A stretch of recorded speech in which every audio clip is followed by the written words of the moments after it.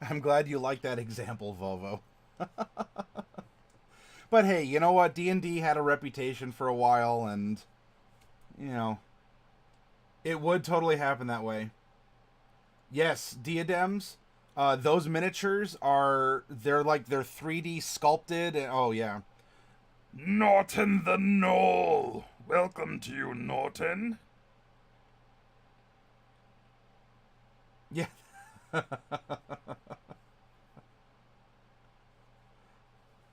that's right. Volvo, you're not going to get another sweater for Christmas because of that. Or socks.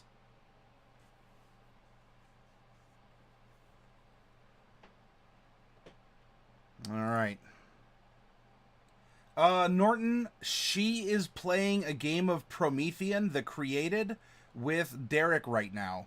So, Awu is, she's in the channel ish, and she's in the Tumbled Wench voice chat, but that's because she's playing a game with Derek currently. Well, I'll tell you, if any of you out there get any of these models, let me know. And I will showcase. I will show you the ones that I received today. I received 5 different ones.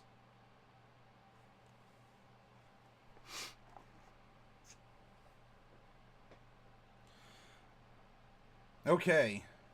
Oh, Norton's going on the planes. I am on EXP duty tonight. What do we have? A warg. Warg. Warg never changes. 18. Oh, Norton puts down his cousin. It's alright. He was going feral anyway. No one in the family's going to miss him.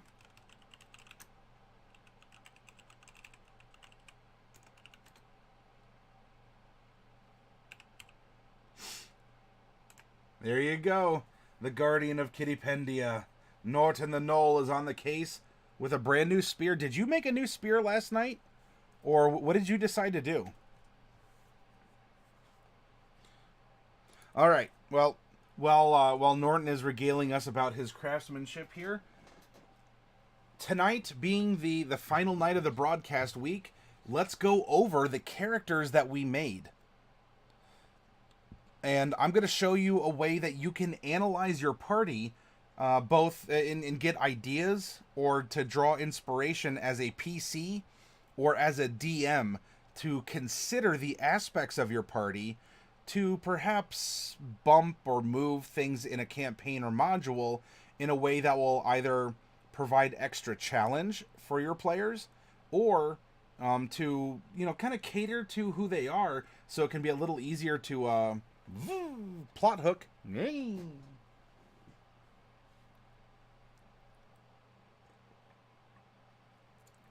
Nice big picture of cold tea.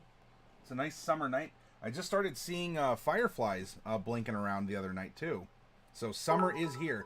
Diadems, thank you very much. Thank you for the 100 cheers. That's this many. Oh, you get what I'm saying.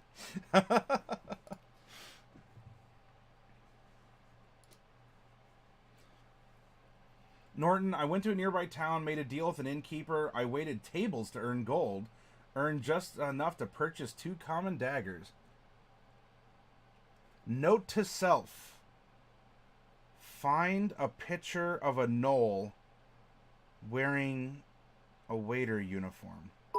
Maybe something like a garter on the arm. One of those serving aprons. And, maybe like a little tie. And if not worn on the neck, then like several ties kind of woven into the mane going down. Echo, thank you very much for the bits. See, that one I can do easier. Ready? That's this many. 1, 2, 3, 4, 5, 6, 7, 8, 9,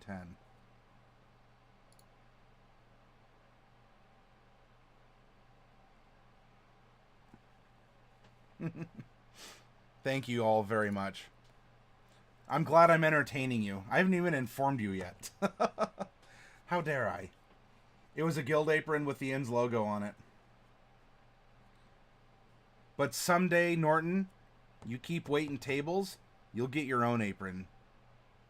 Gold darn it. So I went through each of the 5 characters, and as you can see, I put their stats, their ability scores down here, as well as their save proficiencies. And there's other information, but let's take one step at a time. And you'll say, but Matt, you know, Molly here we generated at level 12. Kirito's only level 8. That's true, and you know what? You do get to increase your ability scores as you level up. In 5th edition, though, the difference between a high level character and low level in terms of stats isn't normally that high. And if anything, we just see where that character is going in a direction anyway. And since we're really just looking for a trend, it is, in my methodology and in my absolute, madness, it still works. Because we can still see, well, who is or is going to be the strong one, the smart one, the healthy one, the dexterous one, the wise one, who's going to be the looker of the group. Norton goes and sharpens my daggers. Simple they may be, but they are light and fast. Are you going one in each hand, or are you inventing some kind of like double dagger so it fits your hand here and you actually get like 2 stabbities with one strike? You can call them like the snake fang technique, right? Because there's the 2 blades, and you kind of have your wibbly wobbly arm here, and then you're waiting to strike with your 2 daggers. Dual wielding. Oh man, Norton's getting fancy. And you can practice those dagger skills as a waiter, because if someone wants their steak cut or something, you just sort of whip them out real quick, kind of like a hibachi chef, and you right there at the table. 1 per hand. So this is how we can get around. Look, yeah, there are different levels, but we can still see their trend. This is telling us our party, are they mixed? Are they good at physical saves, mental saves, etc.? Now, new to this kind of examination of a party is passive perception and passive investigation. And there could be other passive skills that you want to employ. If you put this on your sheet, this is more of a DM reference, really. Because look, if you have someone in your party who has a passive perception of 23, all but the most hidden of doors are probably going to be just an automatic, right? You might have your player say, yes, I'll search the room, and then you'll give it to him. You won't just give it to him automatically for virtue of like standing in a location. But this lets you see, this lets you see as a DM what your PCs see without even trying. Investigation, this is something that helps with putting clues together for puzzles, riddles, and trying to find out, what do we do next? Where do we go next? Norton continues, let's not talk about the waiter job. It was embarrassing. Gnolls do not wait tables. Well, did you make a lot of good tips, though? I mean, because gnolls don't usually wait tables, did people actually find that to be unique? And so you provided your own kind of entertainment or service that they wouldn't have gotten otherwise? If that's the case, hey, you can market yourself by virtue of just being yourself, Norton. You're a gnoll. Boo, loud and proud. Laugh it to the high heavens.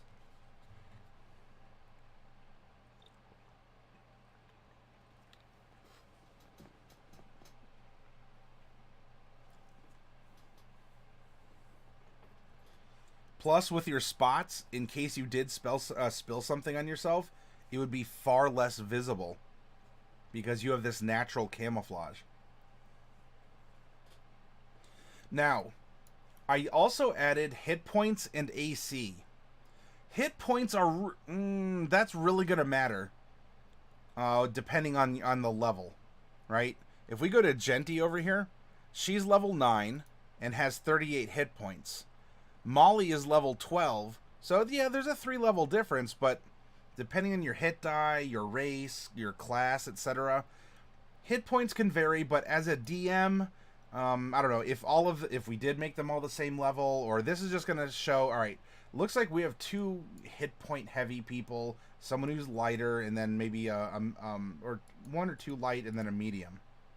AC, however, your armor class is gonna tend to be relatively flat throughout the course of a campaign, and the reason being, at level 1. Your armor class is, if you're wearing full plate armor at level 1, let's say someone decided to give you the, what is it, 2,000? I think it's 2,000 gold to buy plate armor.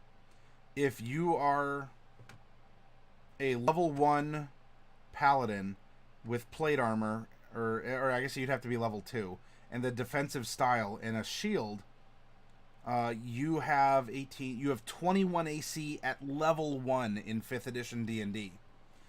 And you know what? It's probably not going to get that much higher by the time you reach epic level. Unless you start rocking a lot of magic items or something, because it's the curve of that distribution is very flat. Just like with your ability scores. It's more about your proficiency as you get bigger as a character, not about your personal scores, which 4th edition and especially 3rd edition, your ability scores were an arms race with other party members and with monsters around you. Norton says the clientele was bearable but unruly. They kept wanting more. One actually passed out on you. Oh my. Echo here is following along on the adventures of Norton the Knoll as in waiter form here. Well, if you keep at it, you keep appearing, word is going to spread. You're going to get better at what you're doing, and people are going to be, hey, Risky Business, thank you very much for the host. Word of mouth is going to get out, and maybe people won't give you such a hard time later on. Norton, you got to play that long game. Play the long game, Norton. You got this.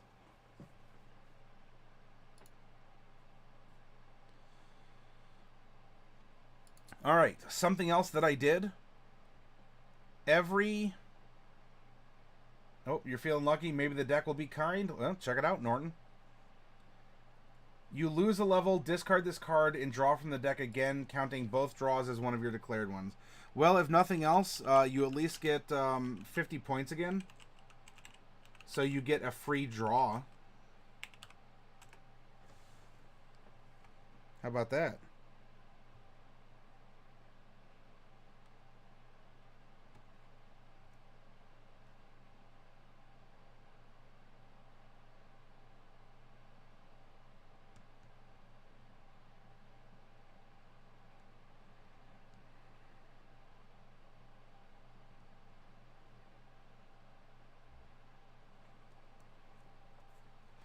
It's on a global cooldown right now, Echo. I think you have to give it 30 seconds or something, maybe a minute to cool down globally. Could have been worse. Yeah, you could have gone to the void. Although it sounds like Echo would step up and save you if that was the case. Alright, so for each of the characters, as you can see, the skill in which they're proficient, I listed their name. And so we have a horizontal bar graph illustrating what we're good at doing as a party. Or for us DMs, we can see where the party's going to shine if we include this kind of content in the campaign. Athletics, look at this. Everyone in the party took athletics or was given it by a background. Isn't that something?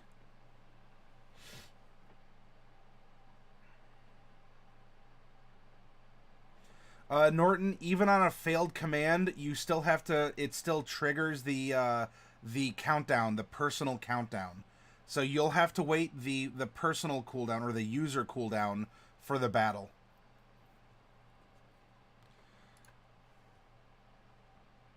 There are 4 skills in which nobody has a proficiency: sleight of hand, knowledge nature, deception, and performance. Now, is that going to be good or bad for the campaign? Well, before we know what the campaign's going to be, we really can't say.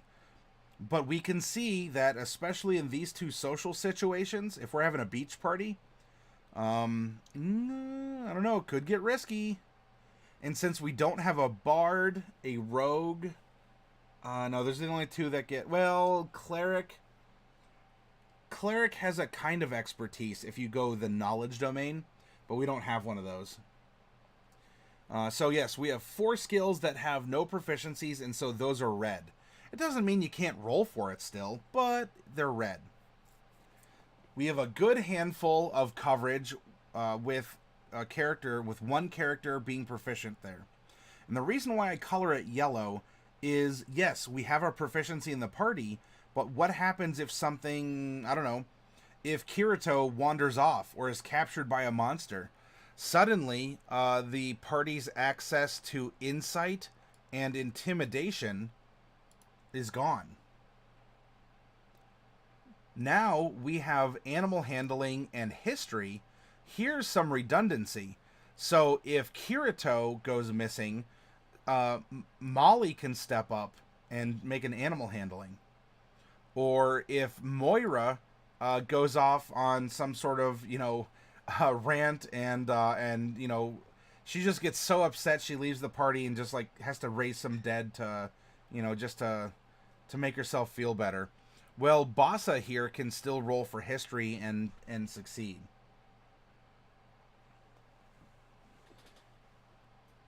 Norton goes into the plains again. Oh, and Norton pack. Yeah, I know. They've maybe they've disavowed you or something. Yeah, they might have found out about your part-time job. You know what? You probably smell like cooked food, and I don't think Knowles actually work with cooked food all that much. Unless it was they who, like, I don't know, shot a fireball at an adventurer. They were rude. It's why they attacked you. Echo. There you go, Norton. Echo's kind of this little, like, wind elemental just sitting on your shoulder. Kind of like blowing through your hair and kind of like, yeah, you go get him, Noel. Perception. Boom. 3 people are proficient in it. And survival. We'll do well for ourselves if we can't afford to go eat at a restaurant. Even if it's one that's staffed by a really cool Knoll. Hey, Bubonic One, good to see you.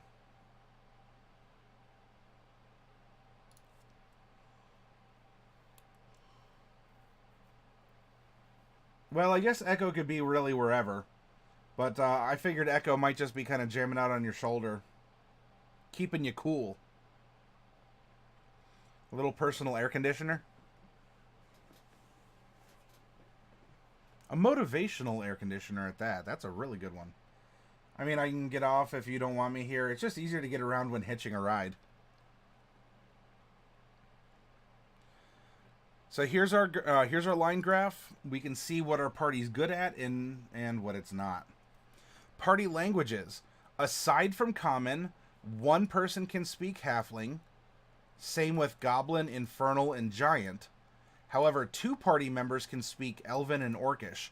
So I highlighted them green to show there is redundancy in these languages in case something were to happen. Now, at home, if you wanted to take this and make something similar to put names after the languages, you can certainly do so.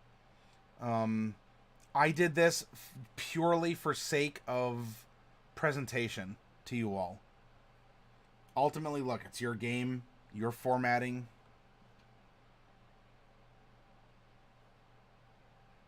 Oh, jeez. Yeah, Echo, he does get a little, he gets a little bitey.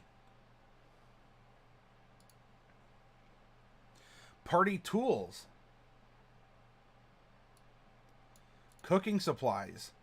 Dice and brewer supplies have 1 person each that are proficient. However, look at this redundancy.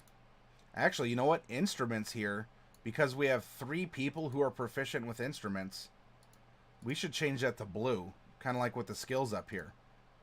So we have 2 people who can use navigator's tools, 2 who can navigate on water, and 2 who can navigate on land, or like ride over land in circumstances that would require a check. And as a note, I made their rolls up. And I like them too. Oh, I'm sorry, pardon me. I ate not too long ago before broadcasting, so that my body's like, no, just rest. I have to digest. Just take a 15-minute nap, which is going to turn into like an 8-hour nap. And I listed the qualities of each of the roles to see, do we have coverage? Are we redundant? Well, melee is this light. I think it's called like blue 2 or something. That means that 4 or 5 of the characters can perform in melee. I counted light magic and high magic as the ability to use magic. Two characters, pardon me, are considered skill characters. My definition for that is they are proficient in 6 or more skills. And healing, well, healing is yellow because there's only one character that's kind of a dedicated healer. And that's Moira. She's a cleric. She can heal. She is a chaotic evil death cleric. Will she heal? You might want to be nice. Technically, the ranger, Kirito, can learn a cure spell, but I did not give him the healing tag because we did not choose healing for him, and rangers cannot spontaneously adjust their spell lists after an 8-hour rest. Wow, Norton. Look at that. Kapow.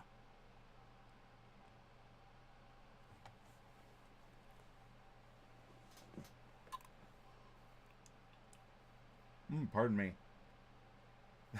The knoll is on a roll, says Bubonic. So now we get to the interactive portion here with you all. We are going to work on what is called a SWOT report. SWOT. Strengths and weaknesses, opportunities and threats. Strengths and weaknesses are internal to the party. They are things that they can control, things that they can account for. These are their natural strengths and their natural weaknesses. Opportunities and threats are external to the party.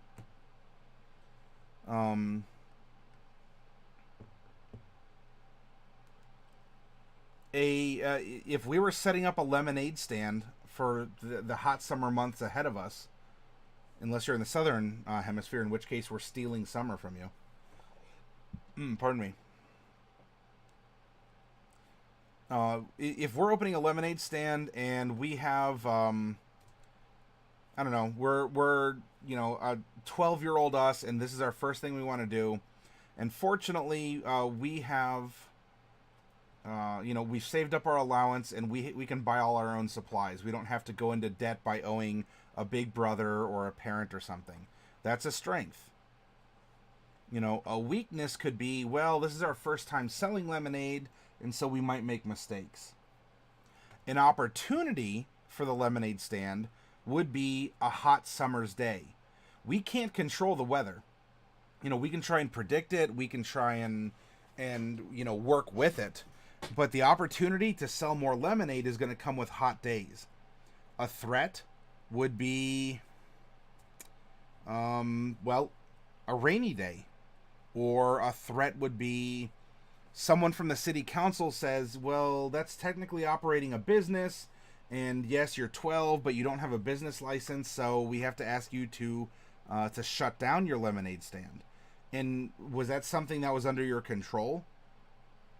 Well, I mean, you could argue to do the research. Well, let's give the benefit of the doubt that we're 12 years old, and we just want to sell cups of lemonade for 50 cents a piece to people. Norton goes on an epic. Can you defeat the Beholder? You need a 19 or greater, but disadvantage. But look at that. With a +7, yeah, even with disadvantage, you take down that Beholder, and you have earned 3,000 EXP.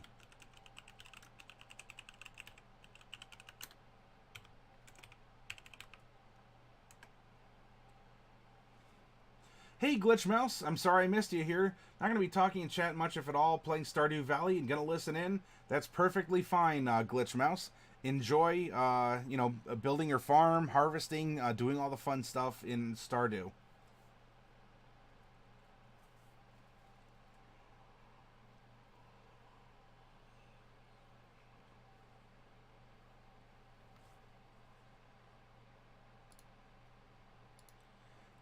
So if we set the party out like this, and you can see things side by side, what would be some strengths of the party? Norton says, not bad. Norton's daggers are working without the shiny rocks. That's right. Norton had the power the whole time.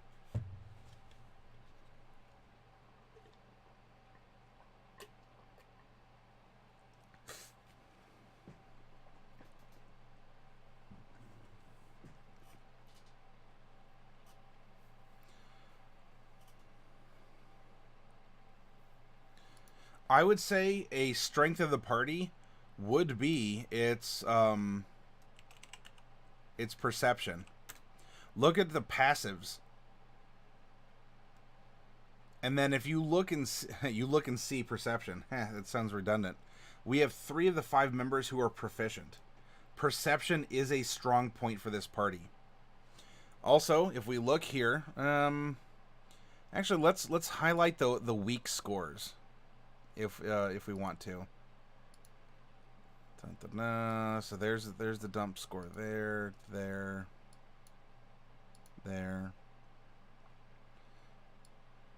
Here.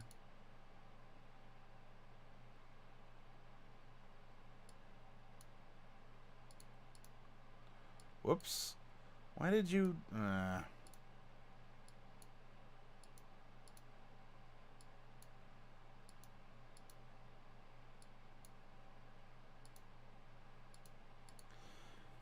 if we look at this, our weaknesses are somewhat spread out. Is this enough to consider it to be a strength? Possibly. I don't know, though. 2 of them are doubled up in 2 of the 3 mental stats. Maybe that's enough to say that physicality. One of our strengths is physicality. No one has strength as a dump score, and everyone is average strength or higher.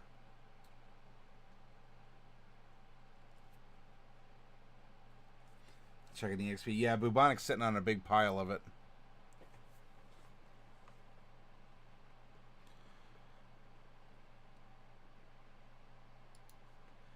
Physicality, in fact, primarily strength and con. Look at that. Look at the constitution scores of our they're all 4 of the 5 are getting 4 of the 5 are actually getting 1 or more hit points from their con. And no one is losing. Because sometimes putting an 8 in con can seem appropriate for your character.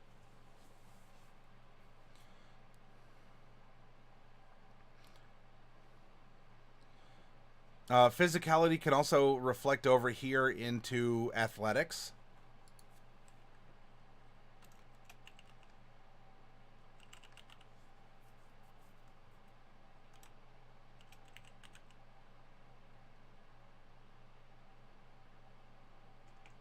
Actually, I'll just put athletics and wisdom skills. All of our wisdom skills are covered, and 2 of them are covered very well, including perception, which is very important.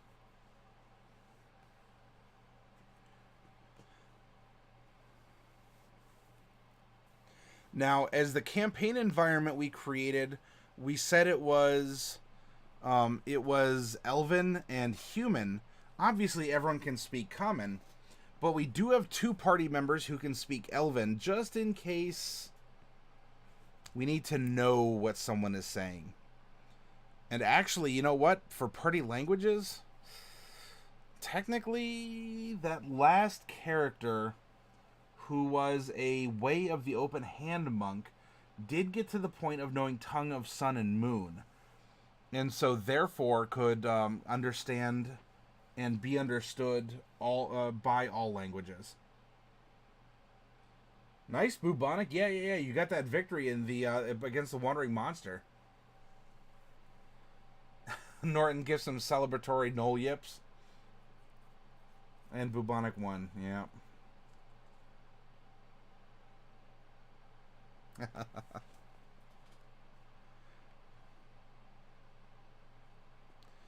Another strength of the party. Look at this. Navigation and transportation. Getting around shouldn't be difficult. 2 characters are good with boats. 2 characters are good with wagons. 2 characters are good with navigator's tools that can be used on land or at sea. And you could argue that 2 of the cooking supplies and brewer supplies, they're both food-ish related. You can argue and say that the preparation of food and drink is also a strength.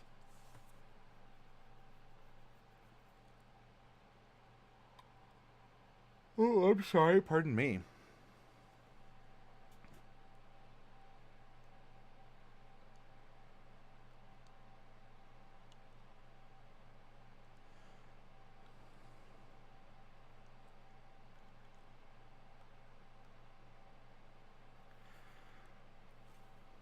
Melee for sure is going to be a strength. Melee combat and magic.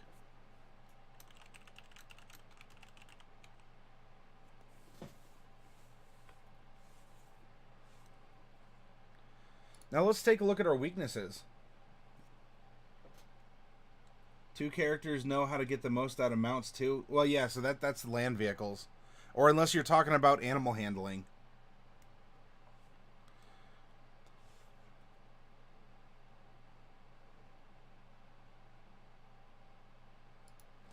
Weaknesses, con saves. No one is proficient in con saves, and that's disease and poison and other necromantic effects, things like that. A weakness would be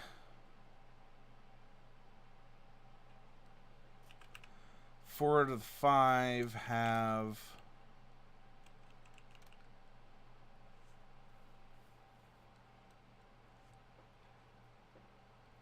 pardon. Sorry about that, everyone. Mental ability dump stats.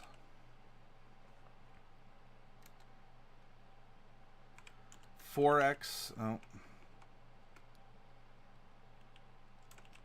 4 skills with no proficiencies. These are some of the obvious ones. If I'm missing strengths or weaknesses, or you want to shout out an opportunity or a threat, you can do so. You don't have to wait for me to get to that point.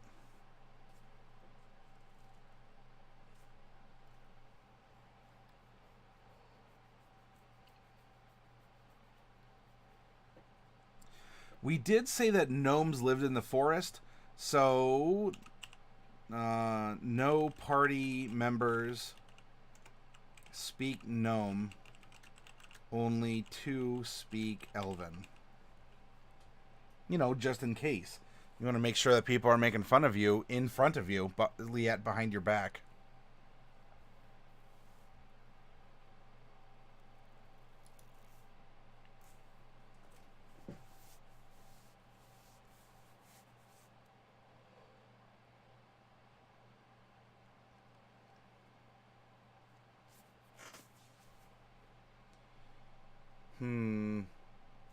Oh, yes.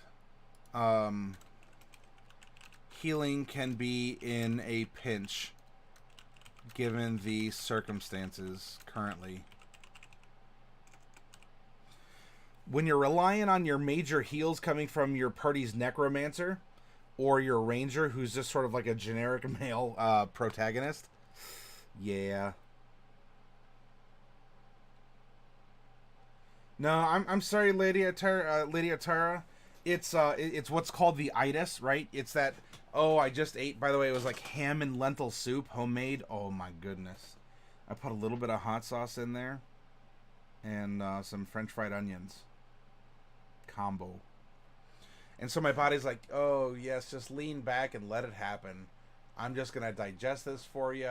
You really should just take a nap and just yawn and get all sleepy. But no, here I am. I must prevail. I must continue. Now, what are some opportunities? What are some opportunities for this party? Animal handling and multiple transport skills. This group would be great in caravan portion.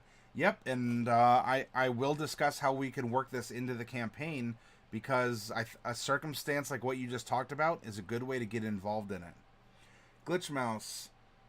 Reasons why I'm a jerk. I'm tempted to put a weapon of healing somewhere in my game, where if you hit someone with it, it heals them rather than hurting. Would they take the damage first and then heal out of the damage? Or what would... Like, so, if you gave Norton the Knoll healing daggers, does he have to tickle someone's kidney with those daggers and take damage before the healing effect goes off?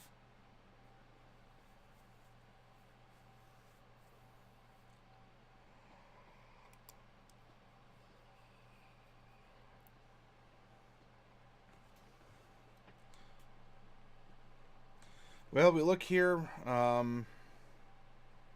Opportunities, caravans, and animals can provide a good source of income and or fame.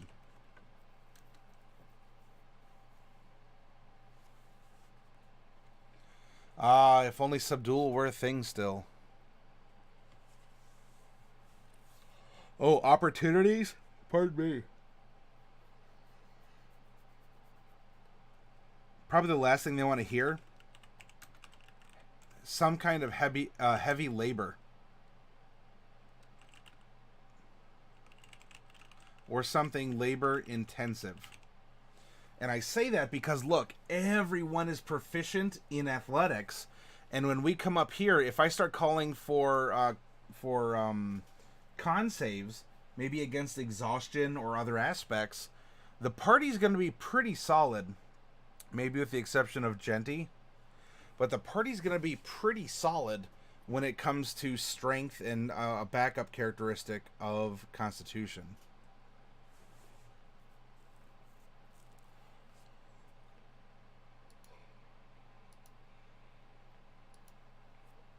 Opportunities will also come in the form of spying or scouting.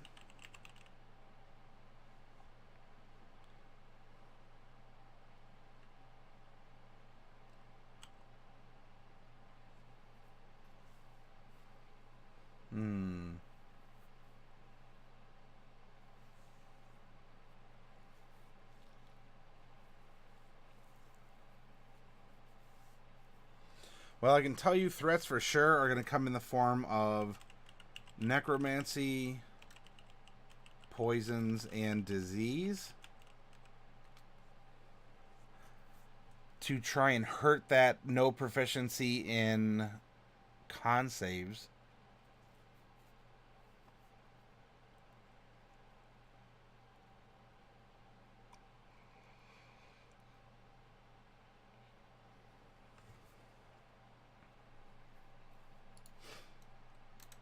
High average AC for the party, by the way.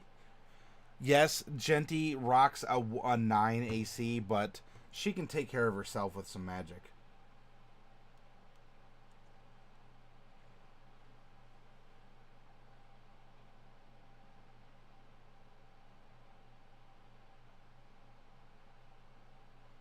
Probably use it as a normal weapon. Con save is only a minor hindrance because nearly all have a bonus in con. Yeah, you know, but you're missing out on the proficiency. But con saves, I guess so.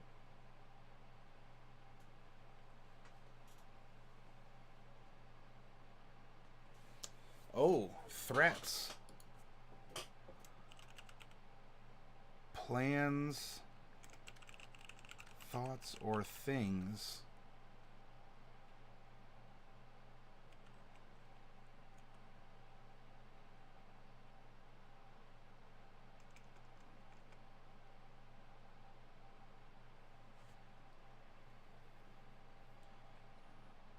based on the Gnomish language. They can't control who's speaking that, or if they find something in Gnomish, because the gnomes live out in the farmlands and getting into the woods of the hills. So if they have to interact with gnomes in that case, they might have some trouble understanding them.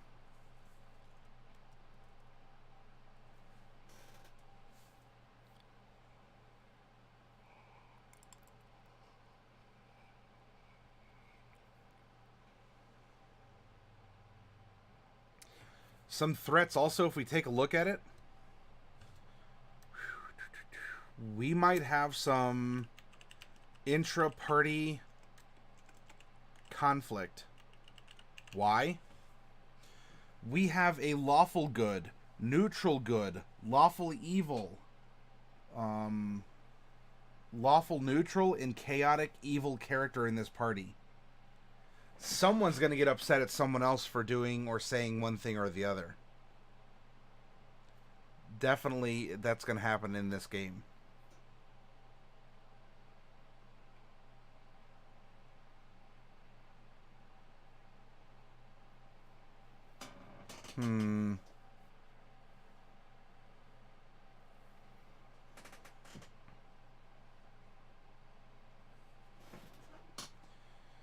Alright, well, we have a basic idea here. I mean, we don't need it.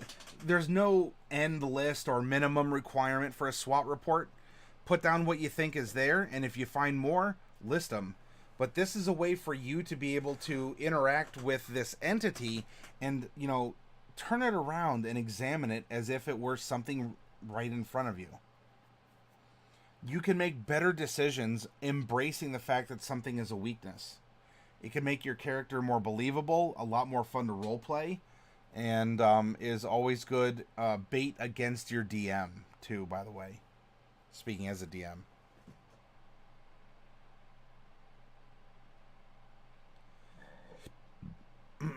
Yep, con saves. We have strength dex and strength dex and strength dex, and then int whiz and in whiz cha. But we don't have any con, and heck, only int and charisma have one coverage at that.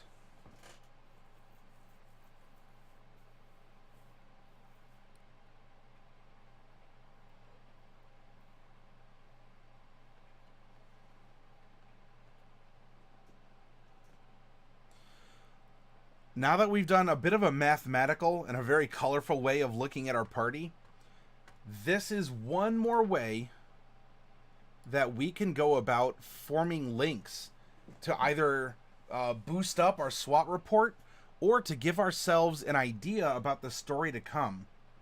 How will our characters get along with each other?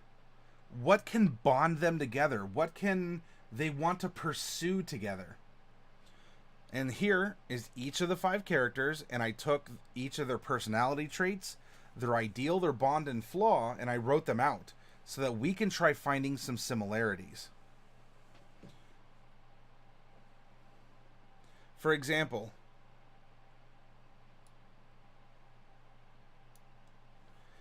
the concept of Molly that says, I judge people by their actions, not their words. If we were to color code this, we'll do this yellow-green character, right? A tavern brawl is a nice way to get to know a new city. Is that the same thing, kind of, as the way above? Are you being judged on your actions? It didn't say for better or worse, just that you're being judged. Possibly even, I'll never pass up a friendly wager.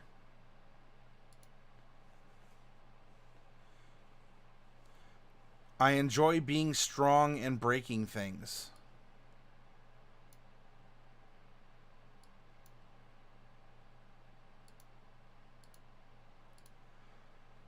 Now we have another tavern brawler here, by the way.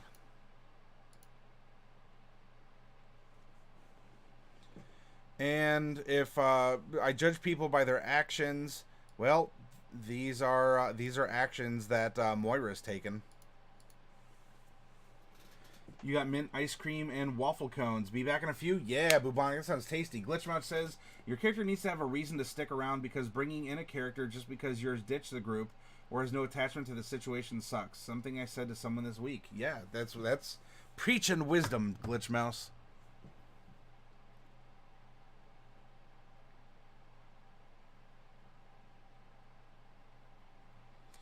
Okay, let's look up here. Molly says, if someone's in trouble, I'm always ready to lend help. And not magenta. There we go, magenta 1. Well, you know what? Look at Kirito here. I'm haunted by memories of war. I can't get the images of violence out of my mind. Does that sound like that he's in trouble and needs help? We have a bond here.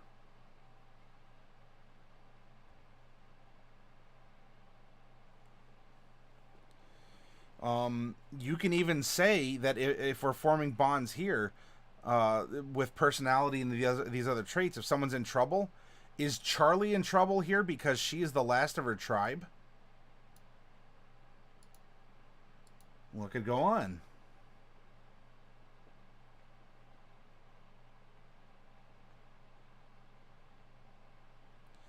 Molly might even be willing to help out Genty here.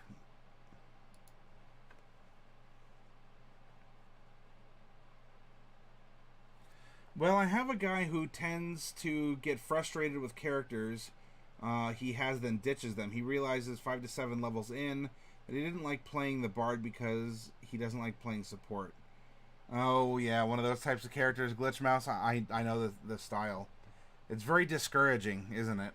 Hey, Pat, good to see ya. Welcome, welcome, welcome. All right, now her ideal is might.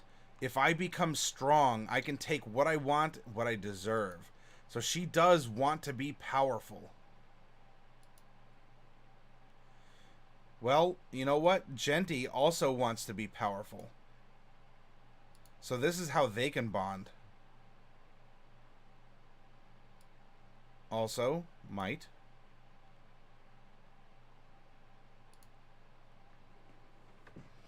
Mastery, I'm a predator. Boom.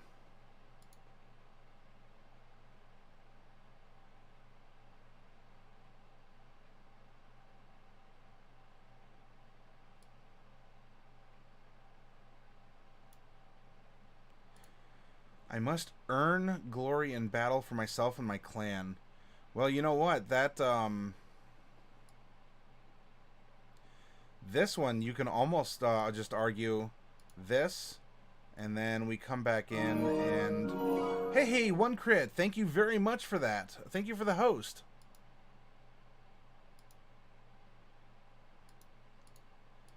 So here's like a dual connection that we're making between the characters.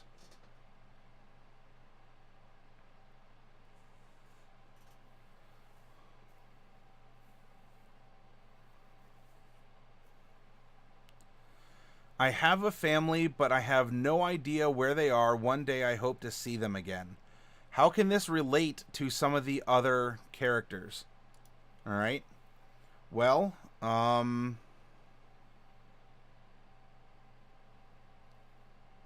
am the last of my tribe. There's a bond.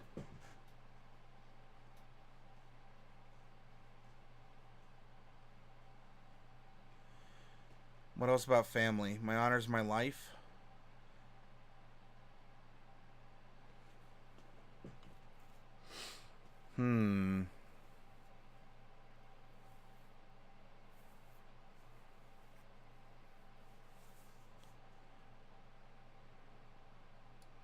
That could be the flaw of Kirito down here, too.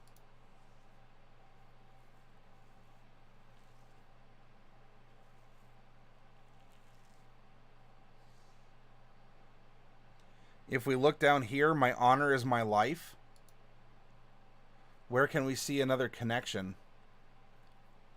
If we go to purple here. This is my how I carry myself. My honor is my life. And if someone questions my courage, I never back down.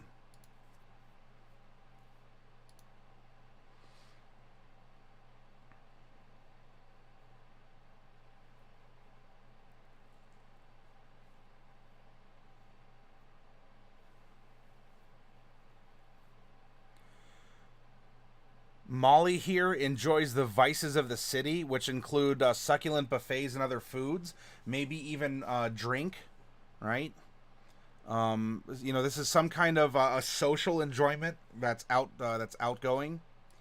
So we come down here and we can go to here, and I enjoy sailing into new ports and meeting people here.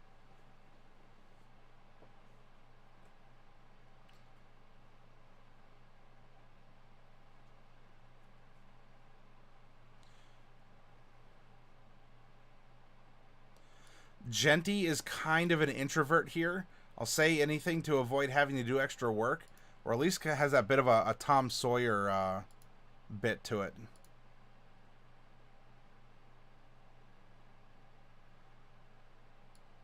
Bassa bonds herself to the ship to kind of exclude herself from other people, and Moira here feels way more comfortable with animals than people. And then I remember every insult I've received and nurse a silent resentment toward anyone who's ever wronged me. Um, that might actually be then this color here. You know, this is something to get some help on.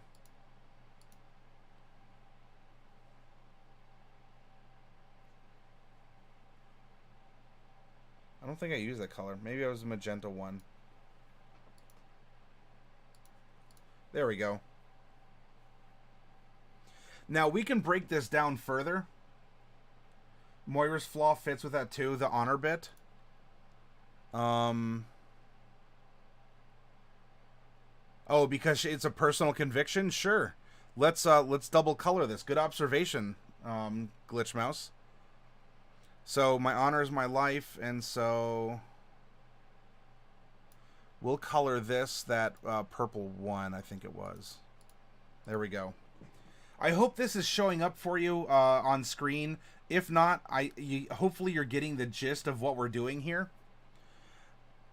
We are finding ways that our characters can relate with each other. And not every character has to relate with every other character in the party.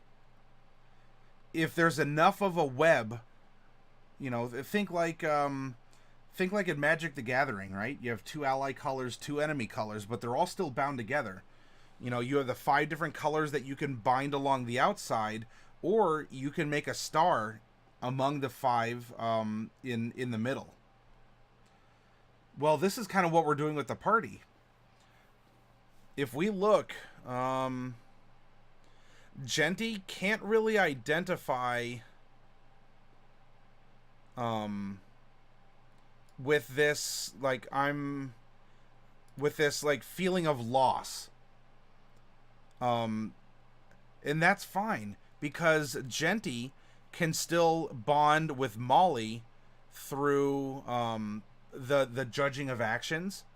Genty can still bond with Kirito because he does enjoy being strong and breaking things. And if not enjoy, she can at least understand him because she may not appreciate the fact that he breaks things, but she knows why, and she can measure his personality based on that.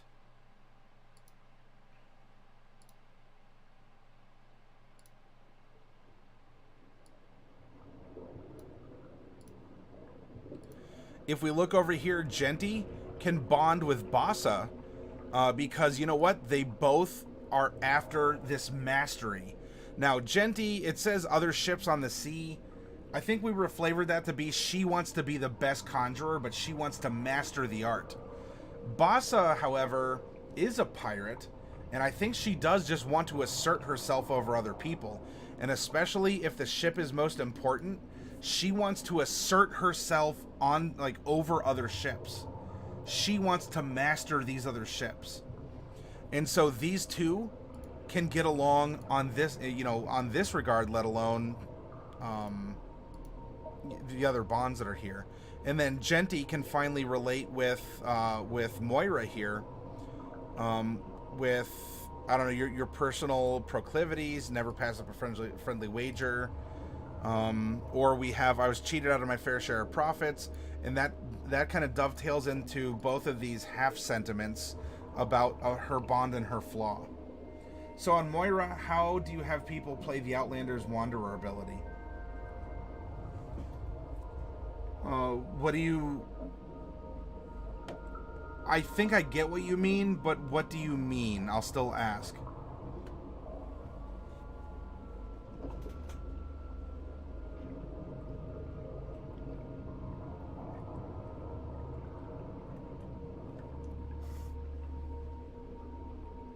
Norton then Old places a 6-pack of root beer on a nearby table on the house. Norton is in a good mood. Nice. When Norton is in a good mood, everybody wins. It pays to keep the Knoll happy, everyone. So thank you very much, Norton. You know, that's tasty stuff. Thank you. Like them remembering the layout of places. It would kind of come at a player prompt, in my opinion, for that background. The player can say, have I been here before? Or have I been here long enough to understand the layout of the land? Or if everyone's walking down the beach, maybe our Outlander is, well, if she's always picking things up, maybe she's like picking up clams and shellfish and crabs and stuff in order to make into food. Or things along those lines. Norton says now, next is not on the house. The next is 5 gold pieces each. Ah, the first one's always free, isn't it, Norton? Oh, I'm onto your Knoll tricks. So yeah, she can still search, she can still find food or water. Now, technically, Wanderer, that find food and water ability doesn't work in a city unless you are, I guess, maybe dumpster diving. You know, you're foraging, you're scraping by in a city. Wanderer may apply then, though it is heavily hinted that it's more for nature and wild areas, because it would be difficult for you to find fresh water when the river might just be, you know, the toilet. However, you go out onto a beach, even though it's within eyeshot of the village right over there, you know how to dig up clams, you know how to capture crabs, you even probably know how to remove the salt from the water to make it drinkable. That's right, King. Dragons and dumpsters.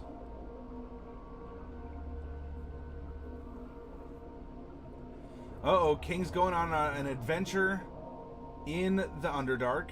A gas spore appears. Those look like beholders, but you're in for a rude awakening. And it lands on a 2. And King explodes via gas spore.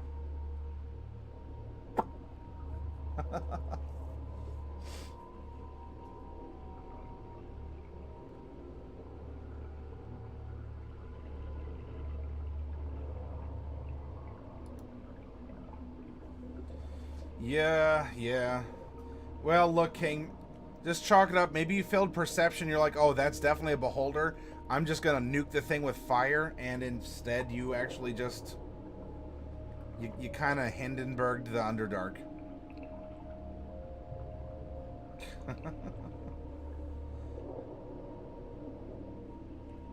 Pat, wandering the city could be drinking from water troughs for animals, scrounging up foodstuffs. Yeah, I think there's some flexibility, and look, ultimately, you're the DM. You call the rules. The Wanderer, no, I don't have that open right now. It is for sure supposed to help you get through the wilderness, but, you know, can you survive in a city with it? Maybe. Can you roleplay it to your DM and to your other players so that you can be more easily allowed to do so? Oh, you should always do that. Norton, stepping up and going on an epic adventure. A red dragon appears. 19 or greater, you need a +6. 10 and 15. So with disadvantage, you actually have a 16, Norton. And the red dragon roasts you. Wah-wah.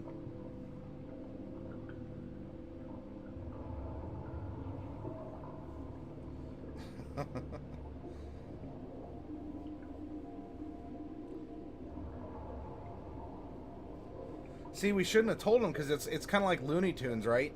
Wile E. Coyote doesn't realize that he's not that he's you know, not operating under gravity until he actually looks down and sees he's no longer on a flat surface, but instead over a ravine.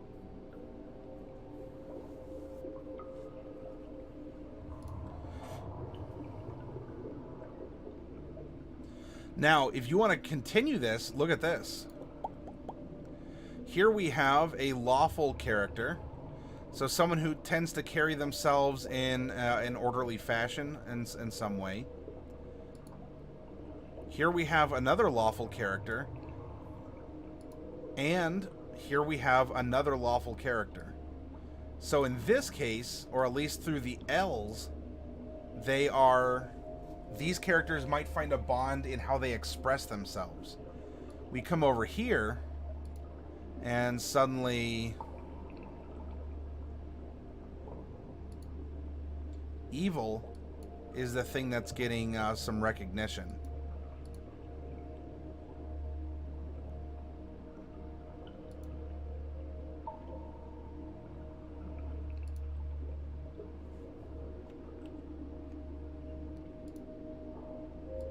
Over here, good is getting some recognition. And here, a more neutral demeanor is getting some recognition.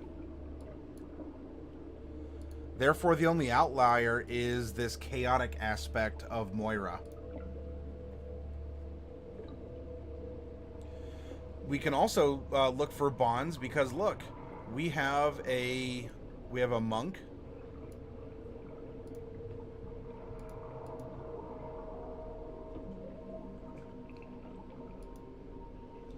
And we have a monk.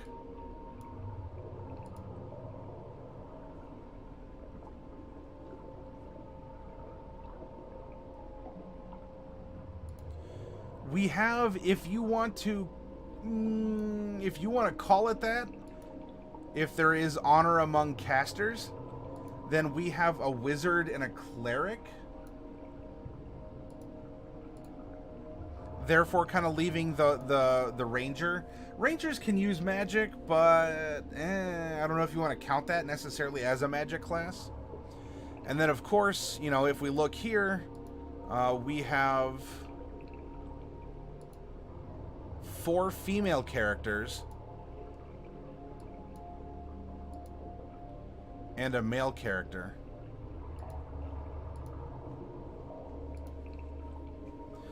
And we can do this. I mean, we can really get down to things.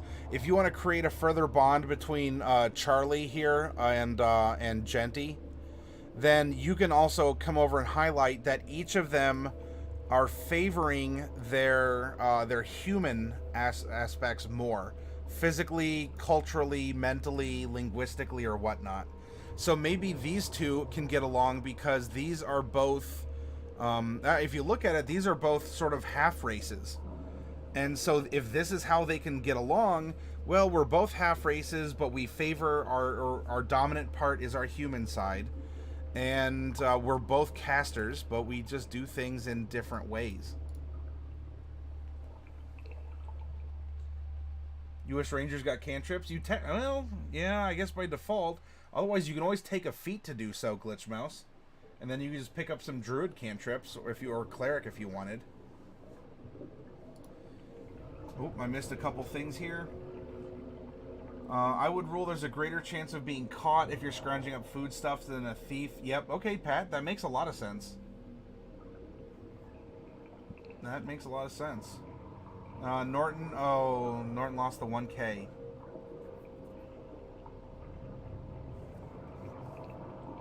King and Norton sit it out, burnt to a crisp, fuming, noxious airs. Hey, is something burning? Sniff, sniff? I don't know, but it smells delicious. Casually tugs off Norton's well-cooked leg and bites into it like a drumstick. Ouch, that looks and sounds painful. I rolled to defend my legs. 17, roll, Lich. You got a 15. Nope, I just shake you off. Not today, demon. The Lich will not be having Knoll leg for dinner, no matter how well it is no matter how well it is cooked. By the way, don't forget too, you have backgrounds. If we do that, look at that, we have 2 sailors here. One may have a bad reputation and the other's a pirate, but they're still sailing people. Hey, Cake Boss, good to see you again.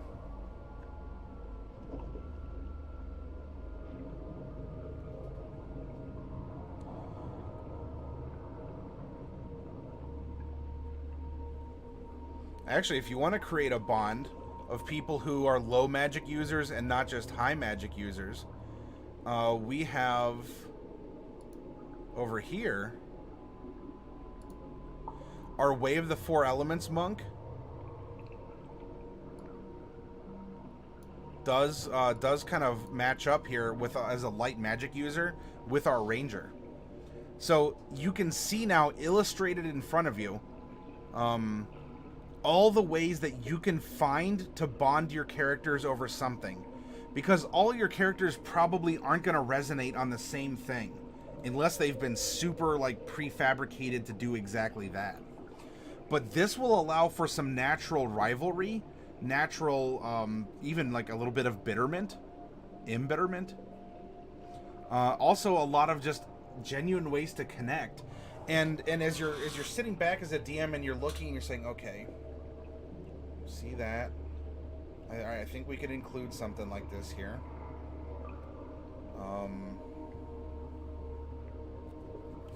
Actually, this folk hero number 6, this was breaking into an enemy's fort and liberating weapons to give to the people.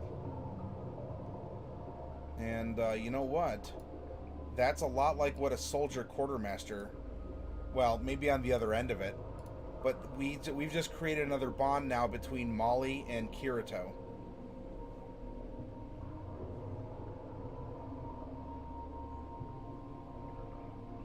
So these two resonate on lawfulness, the ability to cast limited magics, and their backgrounds. They can also resonate on a shared aspect of their personality. Actually, both their personality traits can go back and forth with each other. Might, they both pursue might, and they each seem to have some kind of remorse. So actually, these two, our lawful good Lightfoot halfling and our lawful neutral male wood elf, these two are seemingly getting along really well. In fact, if you want to play a fun little game here, because we are having a bit of the trope that this is sort of an anime harem romantic comedy, because we have the 4 females and a male, and we're going to the hot springs on a beach during the summertime. Who does, without getting into all that role play stuff that happens at the table? Who role plays here? Come on, get out of town. Who resonates more with Kirito then, if we were to go off of these qualities alone? So let's see. We have Molly. We have Genti. We have Bassa. And we have Moira. Or Charlie. Hey, Spillheart, good to see you. We're doing a party analysis. So Molly resonates on lawful.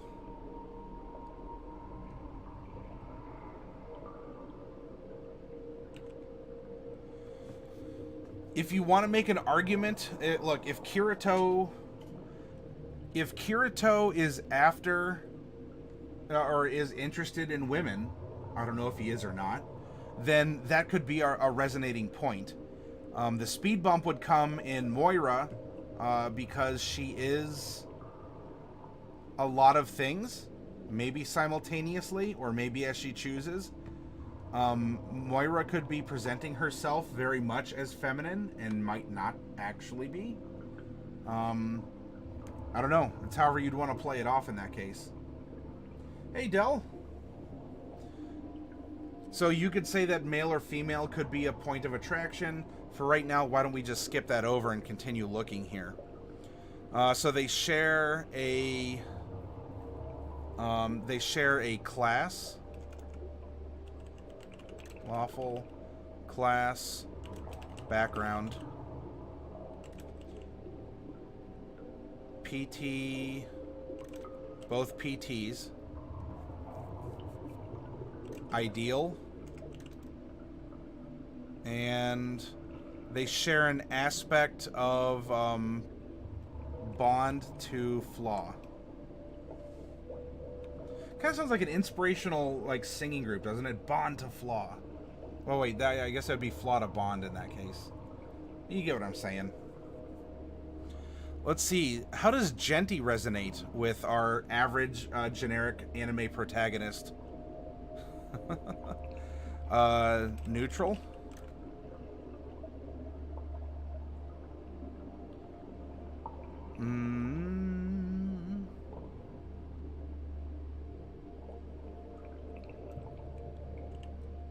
PT.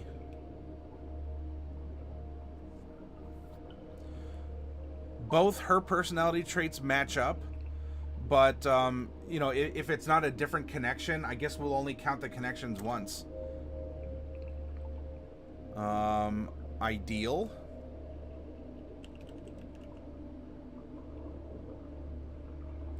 Actually, wait, okay, yeah, ideal was up here, so I for ideal.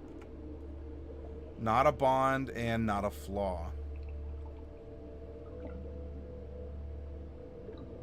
Well, no, in this case it was actually PT1. Oh no, so it would be bond to PT2. That's not like chess.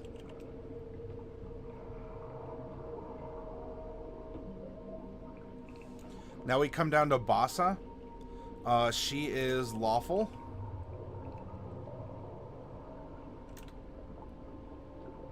And PT syncs up. Ideal syncs up. And flaw to bond syncs up. Lastly, Moira. Nope. Nope. No. Nope. Nope. PT. Ideal. Bond to flaw.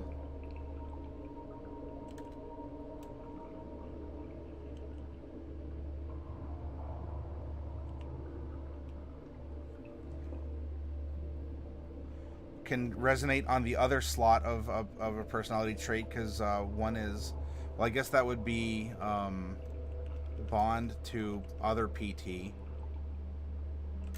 and then flaw to bond.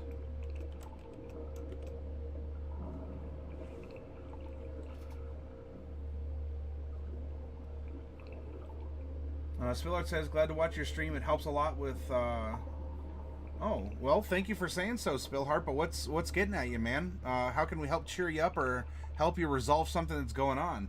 Glitchmouse says, when you come up with a name for an in-game festival but have no idea what it's about yet? OMG, rip. The Feast of the Rose Queen. Sounds interesting, though. It does. Well, if you want some help in fleshing out what the Feast of the Rose Queen is, then... Glitchmouse, we can help you out with that. One of the first things that actually came to mind is it's actually kind of a country, it's a quaint country festival where, you know, think like a county fair, and so, you know, it's all the common folk, the people of the land. So what they'll do is when they have this this county fair, you know, and you know you're putting the blue ribbon on the best hog and the largest pumpkin. Well, you have the Rose Queen, because it sounds like a lofty, important title. Well, you know, just like the Joneses down the street have a rose bush, and they just harvest a bunch of them, and they set a place for, you know, whoever's elected Rose Queen. And so the feast is actually just like it is a feast at the end of the county fair, everyone gets together, and the Rose Queen is surrounded by roses, and she is, like, country bumpkin of the year, the quaint farm girl of the year, that kind of a thing. Tomboy of the year, or whatever it would qualify as. And so on that day at this feast, all of the country folk hail their queen, and she feels like 1,000 gold pieces that day. Spillheart says, I just got some home problems. Okay, well, however we can help out, Spillheart. I'll keep doing what I'm doing, I assure you here. Norton goes on another epic. Ooh, the reflection of yourself. Norton.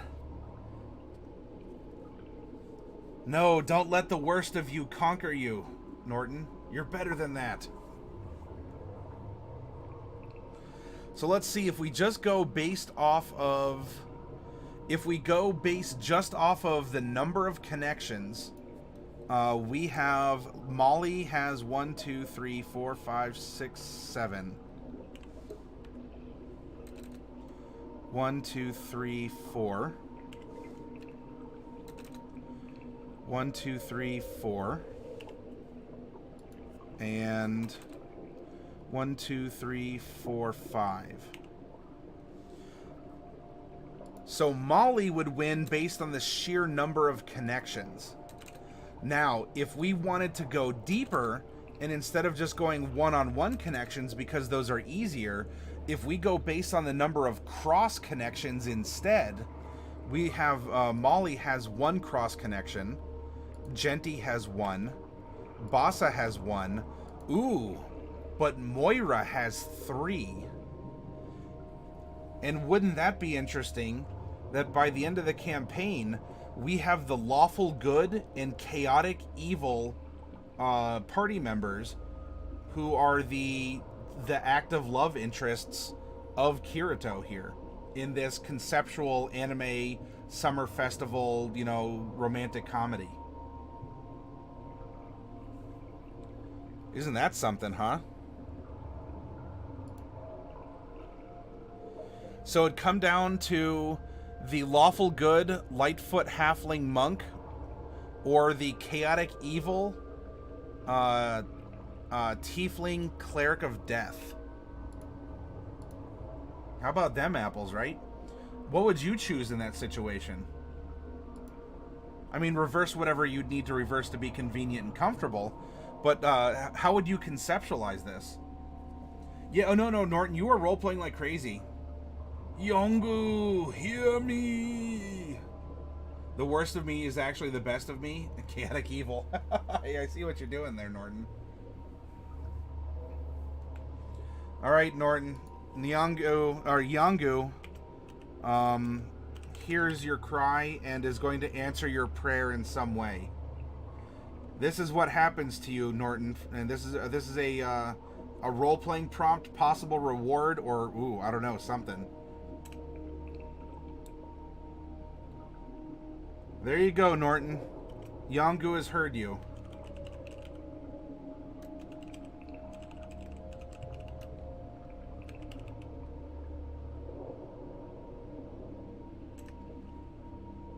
There's 500 experience to get a level, and I guess you get a weapon of some kind. Yongu has heard you, Norton.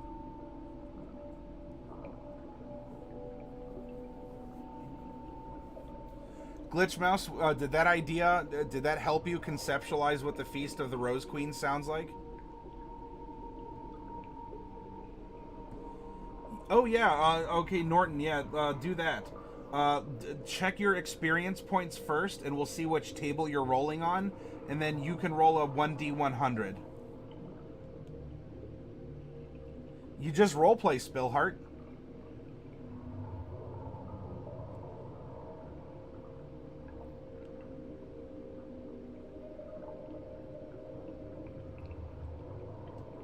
$84.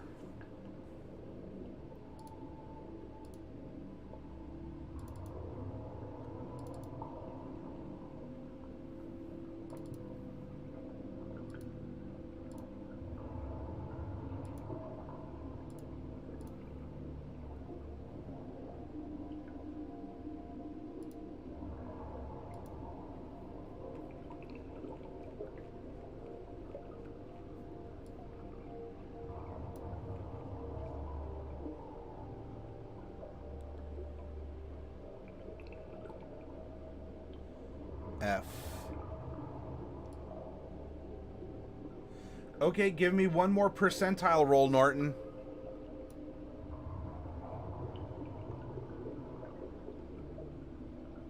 Oh, thank you very much. Now, is this Trephis? Is the PH an F? Is this Trephis or Trephas? Or how would you like me to pronounce that? Stops on a 17. Okay, so Norton, a shield +1 manifests.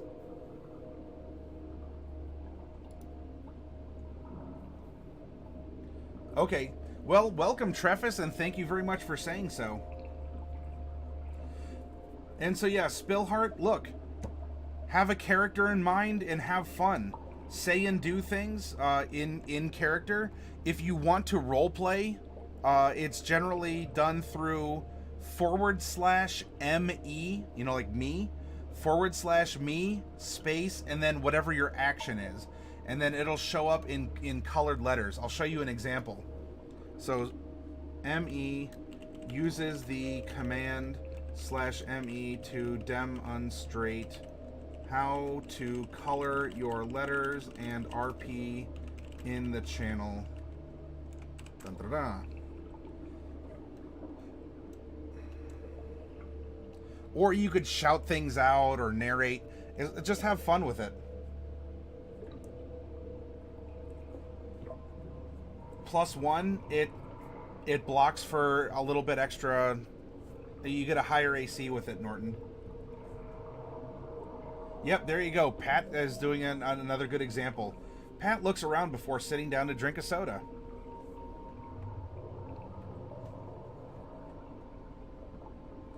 But if you want, you can, I don't know, maybe it's like a targe, and so it has the skin of one of your enemies stretched across its frame. Cake Boss sits there drinking Mountain Dew and watching the stream. There you go, we're getting into the mood. And by the way, for all of you out there, feel free to roleplay in the chat. Come up with a character, and you know what? If you don't know how to, if you don't have an inspiration for a character, do this. Here, I'll give you all kind of a free raise to experiment with this. I'm gonna add points, all 50. And what you do is you type in !res please. REZPLZ. And what that'll do is that will randomly generate you a gender, a race, and a class. And then if you want to use that for inspiration, use it for inspiration and interact with others through that character, unless you die on an adventure and you want a new one.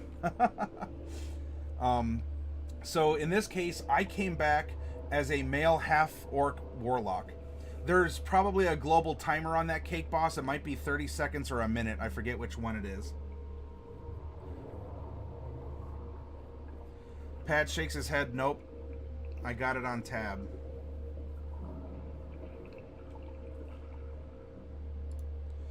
Anyway, so look. These are methods that you can use to examine your party as a PC or as a DM.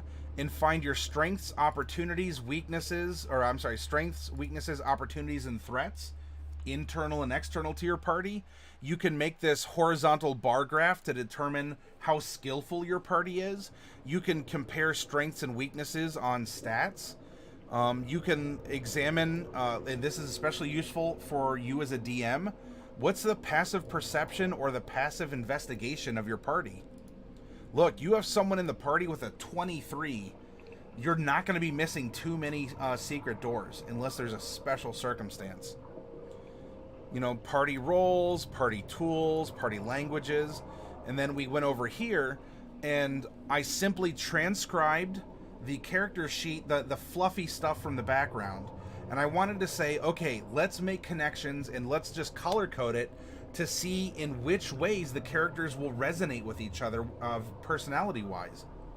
Because it's very easy to say, oh, there's no way that a lawful good character up here, Molly Undertree, would ever get along with Charlie down here, or Moira Bloodruby.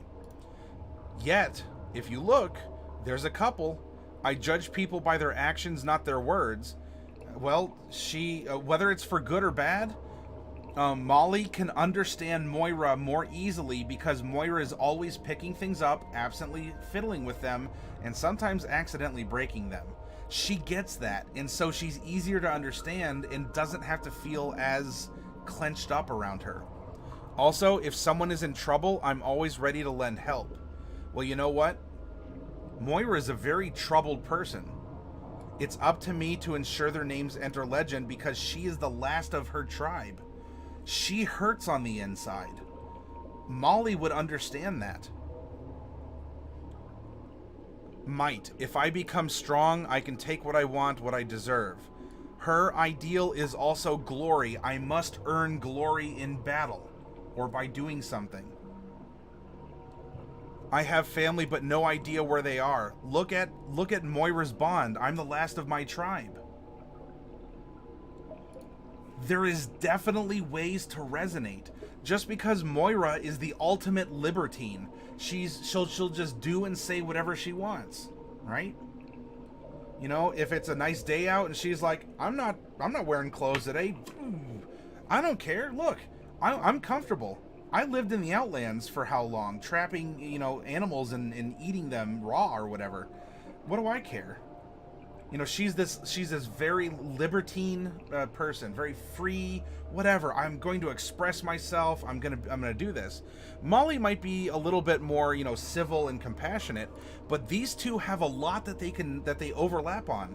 You know, a Venn diagram are those diagrams where you have the two circles that overlap each other, right?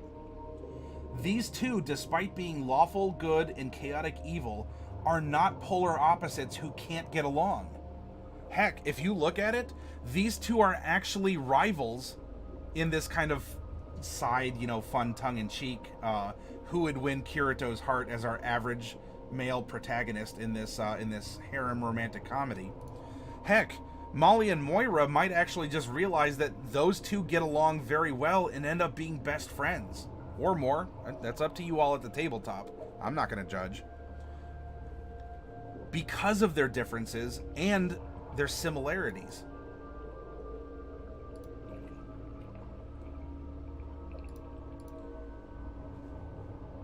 Norton says, Pat, it's 5 gold here. We don't take swindlers. Pay or get out. It's 5 gold.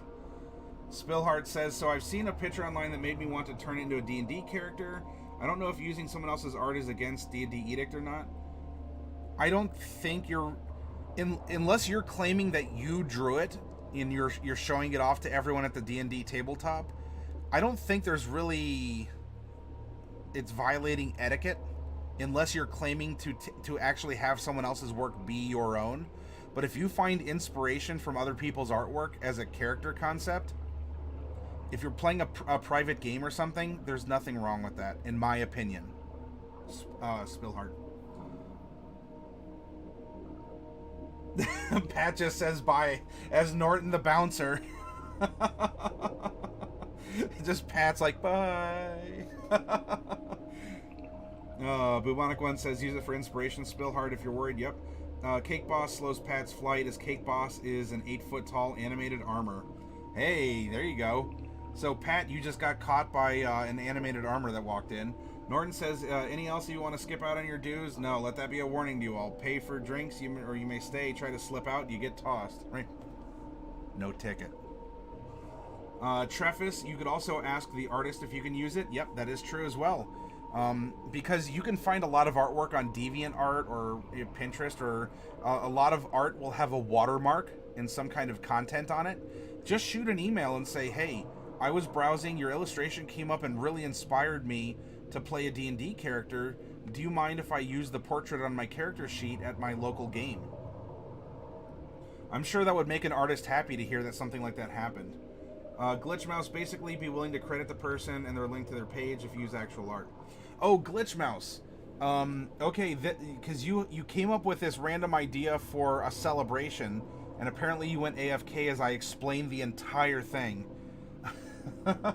So it was what, the Festival of the Rose Queen, I think you called it. Let me double check. Oh, the Feast. I'm sorry, the Feast of the Rose Queen. And so you said, okay, yeah, I have this idea, but I don't know what the Feast of the Rose Queen would be. And I said, you know what it would be? This sounds like, you know, at the end of the county fair or a big like 4-H project or something, right? It's a bunch of country bumpkins, people who don't have nobility or standing in the lands, but on the last day, you know, some lucky person, you know, some lucky girl is voted to be Rose Queen because it sounds fantastic. And you know what? The, you know, old farmer Jones and his wife have a big rose patch by their cottage, and every year they just clip a bunch of them and bring them in to, you know, make the place look fancy and to make it smell good. And so what happens is all of the country folk, the farmers, you know, everyone, you know, you got the person who won the blue ribbon on the hog, someone with the largest pumpkin, and then you have these simple country folk that have voted that, you know, one of their own, a tomboy, a farmhand, you know, just, you know, a good old-fashioned country girl. She is the Rose Queen of the county fair, and so she sits at the head table of the feast inside the community barn where all this other activity is happening. And for that one night, people go up to her and they'll serve her, like they'll pour water or wine or some other tea or something for her. You know, they'll call her Majesty, and for that one night or for a week afterwards or however you want it to be, almost, you know, not necessarily in mock of the royalty of the land, but to almost just, you know, act like they are noble themselves. Because look, these people raise hogs, you know, they till soil, they rake muck, etc. They want a little taste of that, and so among themselves, if only for a little bit, they will say, you know what, here's our lucky girl. She is the Rose Queen, and we're having a feast in her honor. Even though it turns out to be, you know, like a bunch of grilled, you know, corn on the cob, and the blue ribbon hog is actually the one who also gets slaughtered because it was so wonderful. And so everyone just has a barbecue. And that's what the Feast of the Rose Queen is. It's a bunch of farmers getting together, burping, farting, cussing, having a barbecue in a barn, and they elect, you know, they elect the country girl with freckles, a missing tooth, and two pigtails or something, you know, who busted one of the buttons off of her suspenders going around, and she is the Rose Queen. Yeah, kind of like that, Cake Boss. So, I don't know, that was the first impression that came to my mind, Glitch Mouse, when you said Feast of the Rose Queen. And if that doesn't work for you, hey, it could be something else too. I won't be offended.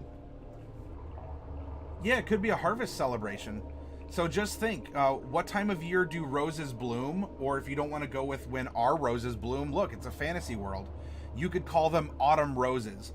And maybe they bloom in they're called autumn roses because they actually bloom in like oranges, browns, and reds, much like the deciduous trees turn.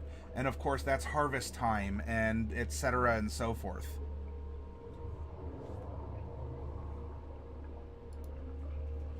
So yeah, here you go. Bada bing, bada bang, bada boom. We just broke down our 5 characters into a party, and then we examined the party as if the party was a character, because in its own way, it certainly is. I will make these documents available on the Discord as well. So if you missed it, hey, you can always go back and watch the VOD. And this part will be clipped also to be put on YouTube specifically. Climbing roses bloom in spring and fall. There you go. So maybe then at the end of the barn, it's actually a trellis that they've grown these roses, and so she just sits under the trellis at the head of the table. Okay. Anyway, I'm gonna get up. I'm gonna take a stretch. I'm gonna go drink some water, and when I come back, together, let's make this campaign. Let's make this fun summertime, you know, kind of an upbeat, not like the world's gonna get destroyed kind of campaign. I mean, there could be threats or hints of that, but what could we do in the environment we've made with the characters we have to take them on an adventure? It doesn't even have to be a level 1 through 20. Maybe it's an 8-level adventure. We just break it up into a couple different scenarios. And, you know, we'll go over the structure when we get there. Anyway, so look, about a 10-minute break, and then we'll meet back here, and we'll be good to go.